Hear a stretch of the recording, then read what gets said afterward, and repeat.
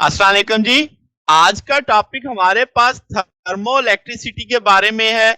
यानी देखेंगे कि हीट और पोटेंशियल डिफरेंस से क्या ताल्लुक बनता है, क्या इससे कोई फायदा उठाया जा सकता है।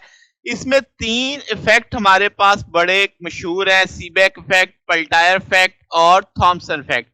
तो अब आपके पास इन तीनों को बारी बारी देखेंगे कि सीबेक इफेक्ट क्या है, पेल्टायर इफेक्ट क्या है, थॉमसन इफेक्ट क्या है। तो शुरू करते हैं सबसे पहले थर्मो इलेक्ट्रिसिटी। थर्मो इलेक्ट्रिसिटी में थर्मो इलेक्ट्रिक इफेक्ट क्या कहेंगे कि आपके पास टेम्परेचर जो डिफरेंस है उसे कन्वर्ट करना है पोटेंशियल डिफरेंस में, या वोल्टेज का लफ्ज कह लें या वाइस वर्सा कह लें कि वोल्टेज को कन्वर्ट करना है पोटेंशियल डिफरेंस में। तो ये सारा कुछ हम थर्मो इलेक्ट्रिक इफेक्ट के अंदर देखेंगे। और इसमें थर्मो इलेक्ट्रिसिटी का यानी पूरा ये कंसेप्ट इसी चीज पे बेस करता है कि पोटेंशियल डिफरेंस और आपका टेम्परेचर डिफरेंस, इनका जो कन्वर्जन है वाइस वर्सा भी है। यानी टेम्परेचर डिफरेंस को पोटेंशियल डिफरेंस में या पोटेंशियल डिफरेंस को टेम्परेचर डिफरेंस में कैसे चेंज करना है। तो वो जो डिवाइस होगी जो आपके पास, यानी आपके पास डिफरेंट टेम्परेचर पे जो पोटेंशियल डिफरेंस क्रिएट करेगी, उसे हम थर्मोइलेक्ट्रिक डिवाइस कहेंगे। एक एग्जांपल हम लेते हैं थर्मोकपल की। उस डिवाइस में थर्मोकपल बुनियादी तौर पे एक सेंसर है जो टेम्परेचर को मेजर करता है। ये बुनियादी तौर पे दो मुख्तलिफ मेटल्स पे मुश्तमिल होता है जो एंड टू एंड कनेक्टेड होती हैं।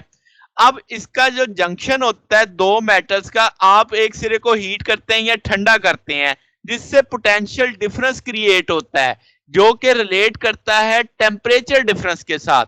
ठीक है, यहाँ पे अब जो पोटेंशियल डिफरेंस की वजह से करंट चलेगा वो थर्मोइलेक्ट्रिक करंट कहलाएगा, और ये सारा अरेंजमेंट क्या कहलाएगा? थर्मोकपल कहलाएगा।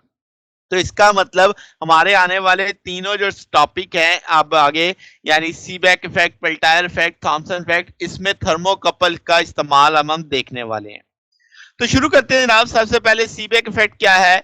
ये एक सीबेक इफेक्ट एक फिनोमेना है जिसमें जो टेम्परेचर डिफरेंस है दो सिमिलर कंडक्टर्स के बीच में या सेमीकंडक्टर्स के बीच में, उसके टेम्परेचर डिफरेंस की वजह से पोटेंशियल डिफरेंस या वोल्टेज डिफरेंस आता है। अब इसका मतलब आप हीट सप्लाई करते हैं दोनों कंडक्टर्स को, या कंडक्टर सेमीकंडक्टर कह लें। जब वो हीट फ्लो करती है, इलेक्ट्रॉन मूव करना शुरू कर देते हैं कूलर साइड की जानिब। तो वो जो अगर पेयर आपका कनेक्टेड है किसी सर्किट से, तो एक करंट फ्लो करना शुरू कर देता है। ठीक है, अब ऐसी सूरत में जो पोटेंशियल डिफरेंस पैदा होगा वो इंतहाई कम होगा, यानी फ्यू माइक्रो वोल्ट होंगे पर केल्विन। यानी अगर दोनों में टेम्परेचर डिफरेंस 1 केल्विन का है तो चंद माइक्रो वोल्ट ही पोटेंशियल डिफरेंस पैदा होगा तो इसका जंक्शंस के क्रॉस में। तो इसका मतलब मुझे ढेर सारी डिवाइसेस चाहिए। अगर मुझे वोल्टेज ज्यादा चाहिए तो इन सबको सीरीज में लगाना पड़ेगा, और अगर मुझे करंट ज्यादा चाहिए तो इन सबको पैरेलल में लगाना पड़ेगा। अब बुनियादी तौर पर अगर आप फिक्र से समझे तो आपको दिखाया जा रहा है कि एक हीटेड सरफेस है, ये एक सबस्ट्रेट पड़ा है, आपके पास ये दो डिफरेंट मेटल्स हैं। ये हॉट जंक्शन है क्योंकि हीट इधर से अप्लाई की जा रही है, ये कोल्ड जंक्शन है। अब आपके पास यहां से एक हीटिंग इफेक्ट की मदद से इलेक्ट्रॉन मूव करेंगे फ्रॉम हाई टू लो की जानिब। तो जनाब एक करंट फ्लो करना शुरू कर देगा। आप देख सकते हैं ये सिरा पॉजिटिव है, ये सिरा नेगेटिव है। तो पॉजिटिव से नेगेटिव, अगर आप कन्वेंशनल करंट मानो तो वो पॉजिटिव से नेगेटिव जाना शुरू हो जाएगा। अगर आप इलेक्ट्रॉनिक करंट मानो तो वो नेगेटिव से पॉजिटिव की तरफ जाना शुरू हो जाएगा। तो ये एक लूप बन गया, क्लोज पाथ है जिसकी में करंट फ्लो करना शुरू कर देगा। तो ये एक बेसिक सा कंसेप्ट है जिसे हम सीबेक इफेक्ट कहते हैं। ठीक है, अब आपके तौर पे इसमें कॉम्बिनेशन क्या यूज करते जाते हैं? कॉन्स्टेंटेनियन एक तरफ होता है, एक तरफ कॉपर होता है, या कॉन्स्टेंटेनियन होता है या आयरन है। इसी तरीके से मुख्तलिफ कॉम्बिनेशन बनाए जाते हैं।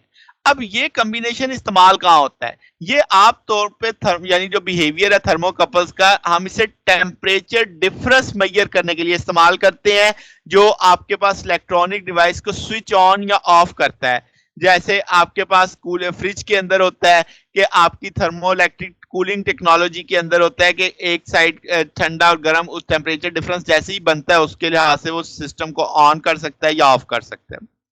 तो जनाब इसके अलावा आपके पास ये जो सीबेक इफेक्ट है थर्मोइलेक्ट्रिक जनरेटर्स में इस्तेमाल होता है। जो वेस्ट एनर्जी है वो हीट सप्लाई करता है जिससे वो इलेक्ट्रिसिटी बननी शुरू हो जाती है। यानी एक आपके पास जनरेटर्स में जहां से हीट एनर्जी लॉस हो रही होती है, हीट जनरेट हो रही होती है, उस वेस्ट हीट से भी हम इलेक्ट्रिसिटी पैदा कर सकते हैं। फिर जनाब इसका जो रिवर्स प्रोसेस है दैट इज पेल्टायर इफेक्ट। वहां पे क्या था, हीट दे रहे थे तो करंट मिल रहा था। अब उल्टा सोचो कि करंट दें तो आपके पास हीट या कूलिंग जो भी आप हासिल करना चाहो, तो आपके पास जब डायरेक्ट करंट अप्लाई होगा, दो डिफरेंस आपके पास कंडक्टर या सेमीकंडक्टर में से जिनके एंड टू एंड आपने ज्वाइन किया हुआ है, तो एक सिरा हीटिंग पे चला जाएगा, एक सिरा कूलिंग पे चला जाएगा। तो ये जो इफेक्ट आ रहा है थर्मोइलेक्ट्रिक इफेक्ट, इसे पेल्टायर इफेक्ट बोलते हैं। ठीक है, अब अगर इसकी डिटेल देखी जाए तो आपके जो दो जंक्शंस हैं जो डिसिमिलर मेटल्स के हैं, आपके पास यानी उनके इलेक्ट्रॉन्स को फोर्स किया जाता है कि वो उनकी एनर्जी या बढ़े या कम हो। जैसे जब करंट चलेगा आपके पास, अब आपके पास क्या होगा कि इस करंट की वजह से हीट पैदा होगी, वो हीट सिंक की मदद से रिजेक्ट कर दी जाएगी, तो एक साइड आपकी ठंडी हो जाएगी, अब आप हीट अब्सॉर्ब करेंगे। तो आपके पास जो एनर्जी लेवल डिक्रीज हुआ है थर्मल एनर्जी के अमिट करने से, तो वो सराउंडिंग से एनर्जी को क्या करेगा, अब्सॉर्ब करेगा। तो ये जो अब आपके पास ये जो अब्जॉर्प्शन हो रही है ना, यही बस हमारा कमाल है इसमें, यही फायदा है इसमें कि भाई आप सराउंडिंग से आप बैलेंस करने के लिए हीट को क्या करते हैं, अब्सॉर्ब करते हैं। आमतौर पे जो टेम्परेचर ग्रेडियंट होता है डिसिमिलर मैटर का वो स्मॉल होता है, यानी आपके पास फासले के लिहाज से जो टेम्परेचर बदलता है वो इंतहाई कम होता है आपके पास। अच्छा जी, अब आप इसे कहाँ इस्तेमाल करते हैं, रेफ्रिजरेटर में इस्तेमाल होता है, आपके पास स्मॉल हीटर में ये इफेक्ट इस्तेमाल हो रहा होता है। ठीक है, तो अब ये बेसिक कंसेप्ट है इस सारे का, ये फिग आपको बड़े अच्छे से समझा सकती है कि आपने डायरेक्ट करंट दिया, यहाँ पे एक सिर्फ पॉजिटिव नेगेटिव करंट चला, इसमें से अगर आपके पास देखें तो ये इलेक्ट्रॉन्स को खींच रहा है, ये आपके पास होल्स है, यानी आपके पी टाइप एन टाइप बता रहा है कि एन टाइप में मोशन इलेक्ट्रॉन्स की वजह से होगी, पी टाइप में होल्स की वजह से होगी। तो अब आपके पास आपने एक साइड बस चलानी है तो आपको समझ आ जाएगी कैसे उसमें एक हीटिंग इफेक्ट आएगा जो सिंक उसे रिजेक्ट कर देगा, फिर उसको बैलेंस करने के लिए मजीद हीट क्या की जाएगी, अब्सॉर्ब की जाएगी। अब जनाब इसी से अगला इफेक्ट है थॉमसन इफेक्ट कि अब तक आप दो डिफरेंट तरह के मटेरियल्स ले रहे थे, अब आपने करंट पास करना है वो वहां से किसमें, सिंगल मटेरियल से, जिसकी इसका ना उस एक सिंगल मटेरियल के अंदर टेम्परेचर डिफरेंस क्रिएट हो जाएगा, एक सिरा हाई टेम्परेचर पे होगा, एक सिरा लो टेम्परेचर पे होगा। तो ऐसे से ए हीट जो अब्सॉर्ब या इवॉल्व होगी वो आपने देखनी है। यहां से जो ट्रांसफर ऑफ हीट है जो आप इस पूरे कंसेप्ट में देखेंगे, वो बुनियादी तौर पे क्या है, हीट एसोसिएट है इलेक्ट्रिकल रेजिस्टेंस ऑफ कंडक्टर के साथ, यानी कि रेजिस्टेंस की वजह से जो हीट पैदा होगी, अब वो हीट बुनियादी तौर पे ट्रांसफर होगी। अब कैसे, जरा वो समझते हैं डिटेल के अंदर। तो आप जब करंट फ्लो करता है अनइक्वली कंडक्टर के साथ, जैसे आप इस फिग में देख सकते हैं, दरमियान में टेम्परेचर ज्यादा होगा, इधर टेम्परेचर कम होगा, तो आपके पास जो बॉडी हीट को ऑब्जॉर्व करेगा या इवॉल्व करेगा, तो वो चीज आपके थॉमसन इफेक्ट कहलाएगी। अब इसमें जैसे कॉपर और आयरन की मिसाल लेते हैं, ये एनर्जी को, हीट को अब्सॉर्ब करते हैं जब करंट इनमें से किसी एक पॉइंट पे फ्लो करता है, यानी लोअर टेम्परेचर या लोअर पॉइंट की जानिब, तो थॉमसन इफेक्ट, ऐसे इफेक्ट को हम पॉजिटिव कहते हैं। अगर आयरन और कोबाल्ट की बात की जाए तो हीट खारिज करेगा।